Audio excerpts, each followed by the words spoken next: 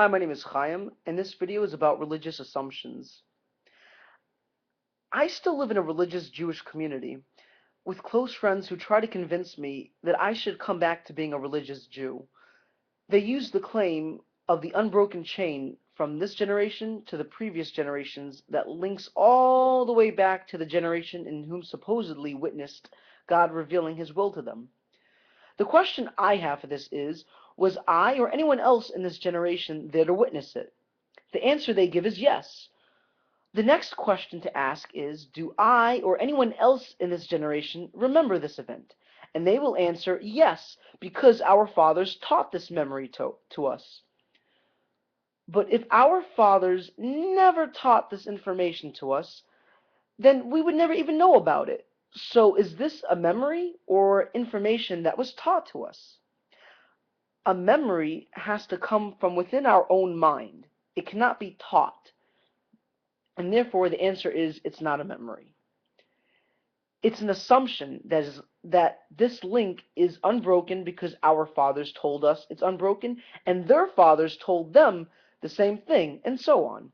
So how do we know that there wasn't a break in the link? So the next answer they will give is before this era of global communication, Jews were exiled to different lands all over the world where there was no communication with the other Jewish communities, and yet they still have the same exact letter for letter, word for word instructions handed down to them from the generation that witnessed the godly event. The next question to ask is this really evidence of the godly event that supposedly took place? It might be evidence that suggests a strong will to keep something alive, but that doesn't prove that God gave us the Torah. One would have to assume that this is enough to believe and follow, but not enough to know. Taking this into account, if one is willing to lead this lifestyle that the Torah instructs, then so be it. But it also goes to say, if one doesn't want to lead this lifestyle, there is no reason why one shouldn't choose not to do so. One last point. Is it reasonable to believe one part of the Torah is true, but not another part? Well, being on what was already mentioned, there is no evidence to suggest any of it is true or false. If you like the idea of tradition, then that is something different.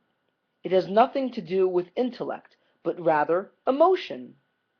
If you follow tradition for intellectual reasons, it means you believe the story behind it is true, and therefore believe you must observe the tradition.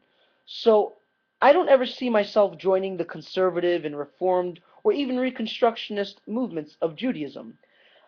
But I don't see myself as part of orthodoxy anymore either. I suppose I would celebrate the traditions with my family as an event that we do together because it is a family tradition, but not for religious reasons anymore.